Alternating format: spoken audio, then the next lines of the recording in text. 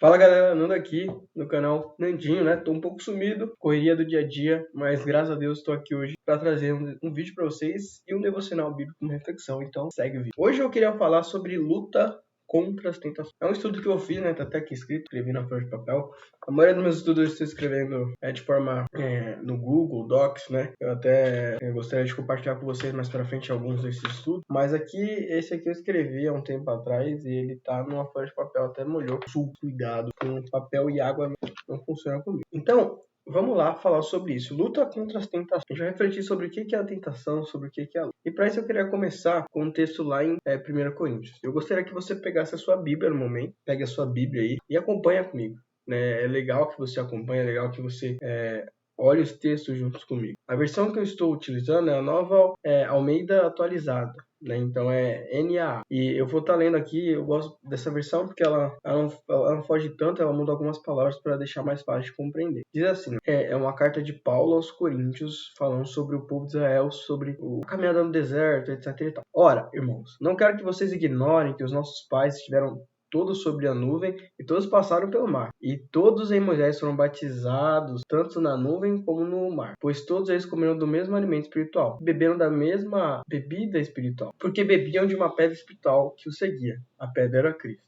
Mas Deus não se agradou da maioria deles, razão pela qual ficaram prostrados no deserto. Ora, estas coisas se tornaram exemplo para nós, a fim de que não cobicemos as coisas más, como eles cobiçaram. Não sejam idólatras, como alguns deles foram.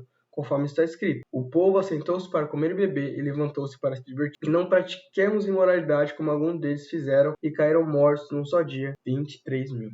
Não ponhamos Cristo à prova como alguns deles fizeram e foram mortos pela serpente. Não fiquem murmurando como alguns deles murmuraram e foram destruídos pelo exterminador. Essas coisas aconteceram com eles para que servir de exemplo e foram escritas como advertência a nós, para quem o fim dos tempos tem chegado. Por isso aqui está de pé, veja que não cai. Né? É interessante a gente observar, porque Deus, ele supre as necessidades, né? Ele supriu as necessidades do povo, e não é diferente, né? Ele supre as nossas necessidades. Quando a gente observa a história desse povo, Deus supriu tudo na vida deles. Saúde, relacionamento, o cuidado. Deus tinha cuidado com isso. E Deus, ele também tem cuidado com a gente, né? E o mais importante da gente entender é que o que o povo de Israel passou não era nada difícil, né? Não era nada difícil de enfrentar, né? E isso vem como exemplo para que a gente entenda que aquilo que nós passamos, aquele sofrimento, aquela angústia que a gente tem passado, também não é algo difícil da gente enfrentar. Claro que se a gente for enfrentar sozinho, de fato a gente vai errar, a gente vai falhar, né? Mas nós não precisamos enfrentar sozinho. Esse é a magia. Esse é o entendimento, né? E aí vem esse ponto, né? E aí vem um ponto muito interessante. A gente talvez olhe para o povo de Israel e pense, nossa, esse povo era horrível, murmuradores, idólatras, pessoas murmuradores, etc e tal. E a gente tem que refletir sobre o que pode ser essas coisas. Imoralidade pode ser um pensamento ruim, a idolatria pode ser qualquer outra coisa que eu coloque acima de Deus, o dinheiro, uma pessoa que eu idolatro a tal ponto de tornar uma idolatria. Murmuração, você pode reclamar de várias coisas, com certeza você já reclamou de algumas coisas, né? Então, olha só, não são coisas tão distantes, né? Talvez a gente imagine os pecados das pessoas como algo gigantesco, algo enorme, só que nem sempre, principalmente aqueles feitos pelo povo de Israel, eram coisas tão pequenas que nós podemos cair às vezes, nós podemos cometer esses erros. Então, o ponto principal é que nós venhamos assumir as nossas tentações. Uma vez que a gente assume aquilo que nos tem, uma vez que a gente assume aquilo que nós cobiçamos, fica mais fácil de lutar com aquilo, porque a gente assumiu a verdade. É o melhor caminho para solucionar um problema. É como a pessoa que vai no médico. Para que ela resolva o problema, precisa saber o que ela tem, precisa definir. Então, eu tenho que olhar para aquilo que é a minha tentação e falar, peraí, é isso. Isso é a minha tentação, eu preciso assumir essa responsabilidade. Parar de ficar culpando o outro. Não, eu pequei porque a pessoa me irritou, eu pequei porque eu fui seguir aquela pessoa. Não, assuma a sua responsabilidade mediante, né? Que é o que o Tiago vai dizer, ó. Quero que vocês abram também Tiago, abram comigo Tiago capítulo 1, versículo 13 ao 15. Ninguém ao ser tentado diga, sou tentado por Deus, porque Deus não pode ser tentado pelo mal, e ele mesmo não tenta ninguém. Ao contrário, cada um é tentado pela sua própria cobiça quando é só atrai e seduz. Então a cobiça, depois de haver concedido, dá luz ao pecado, e o pecado, uma vez consumado, gera a morte. Então olha só, aqui estavam querendo culpar Deus. Foi Deus que trouxe tentação. De maneira alguma, né? Olha o que ele fala. Ao contrário, cada um é tentado pela sua própria cobiça quando essa atrai. Nós somos tentados pelas nossas próprias cobiças. Nós somos tentados por aquilo que nós queremos e a gente precisa assumir.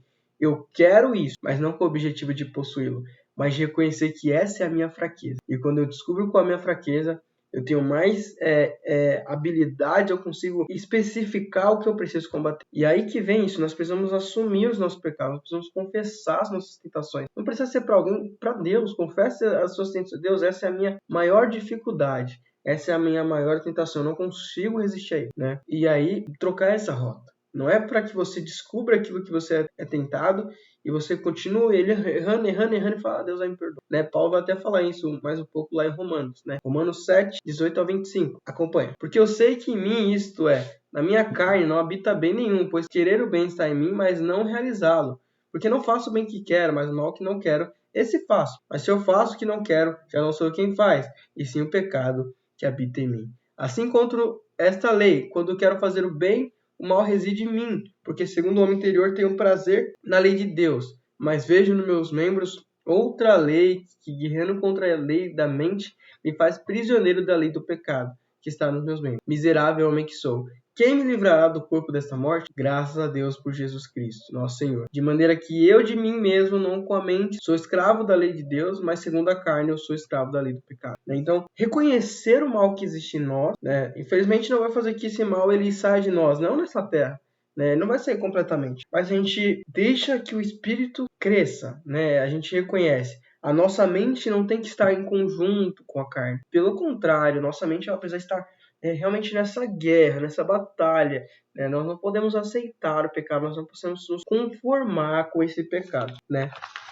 Mas aí vem um ponto. Em Cristo nós temos vitória, né? Quando se você voltar lá para 1 Coríntios 10, lá no versículo 13, vai dizer o quê? Que a tentação é algo natural. Só que Deus faz algo sobrenatural. Ele dá a oportunidade de você resistir. Então, é tudo através de Deus, é tudo por Deus. Ele não dá a tentação. Ele faz com que a gente se livre dela, que a gente resista a ela. Mas o primeiro passo para isso é reconhecer que é sua tentação, que é sua culpa. Por mais ruim que seja, você precisa reconhecer que esse mal reside em você. E a gente tem que voltar lá atrás. Porque isso é muito importante. Eu reconhecer que eu sou errado. Gênesis capítulo 3, versículo 12. É lá no princípio, ó. Lá no início da Bíblia. Abre lá. Então o Senhor disse à mulher: que é isso que você fez? A mulher respondeu: a serpente me enganou e eu comi.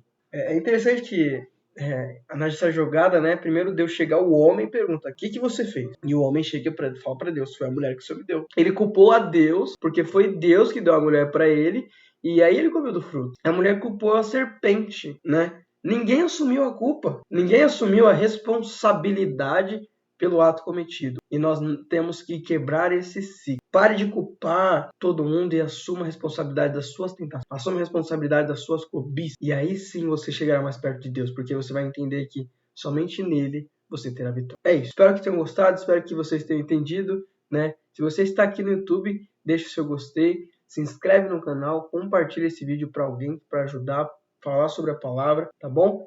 E é isso. Beijão e falou, meus queridos.